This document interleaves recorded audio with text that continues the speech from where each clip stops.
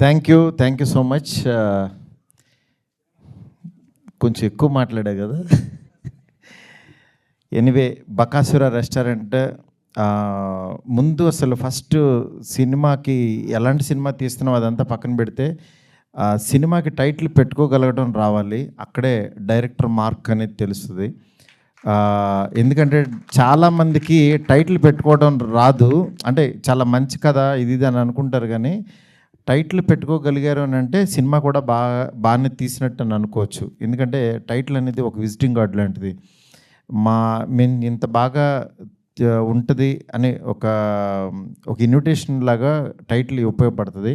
అలాంటి ఒక మంచి టైటిల్ బకాసుర రెస్టారెంట్ అని పెట్టారనుకుంటున్నాను నేను. అంటే చూడంగానే ఒక పాజిటివ్ వైబ్ ఉంది దాంట్లో. అట్లాగే నేను చాలా రోజుల నుంచి వెయిట్ చేస్తున్నాను. ప్రవీణ్ హీరో అయితే చూడాలనుకుంటున్నాను. ఎందుకంటే అతను మంచి ఆర్టిస్ట్ మెటీరియల్ ఉన్న తను.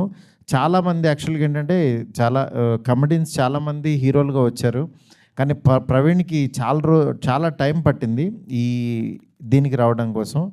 బట్ డెఫినెట్గా ప్రవీణ్కి ఈ దెయ్యం కలిసి వస్తుంది అనుకుంటున్నాను. ఎందుకంటే ప్రేమ కథా చిత్రం దగ్గర నుంచి కూడా చాలా సినిమాలు వచ్చినాయి. ఆల్మోస్ట్ అందరికీ దెయ్యం ఎక్కడో చోట న్యాయం చేస్తానే వచ్చింది. అట్లాగే ఈ సినిమాలో కూడా ఈ ప్రొడ్యూసర్కి, డైరెక్టర్కి, వీళ్ళందరికీ కూడా చాలా బాగుంటుందని అనుకుంటున్నాను. ఇలాంటి మంచి కాన్సెప్ట్తో వస్తున్న ఈ సినిమా డెఫినెట్గా ఆడియన్స్ అందరికీ నచ్చుతుంది అనుకున్నాను. ఎందుకంటే టీజర్ చాలా బాగుంది. ఇక్కడ చాలా పాజిటివ్ వైబ్తో స్టార్ట్ అయింది ఈ సినిమా. డెఫినెట్గా ఈ సినిమా టీం అందరికీ మంచి జరుగుతుందని, పెద్ద హిట్ అవ్వాలని చెప్పి కోరుకుంటున్నాను. Thank you so much.